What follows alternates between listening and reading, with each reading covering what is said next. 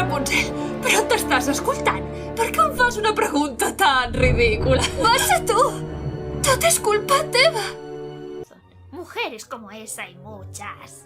Tú vales mucho más. Tú tienes una gran personalidad. ¿Qué va? Olvídalo. Hagamos como que no ha pasado nada.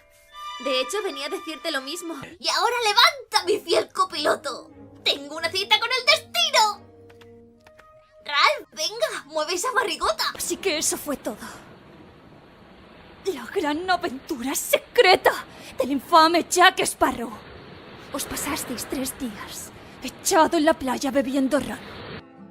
Vale, tengo una pregunta muy seria para ti. ¿Tan mal huelo? Mi vida es un puto desastre. Estoy harta de mí.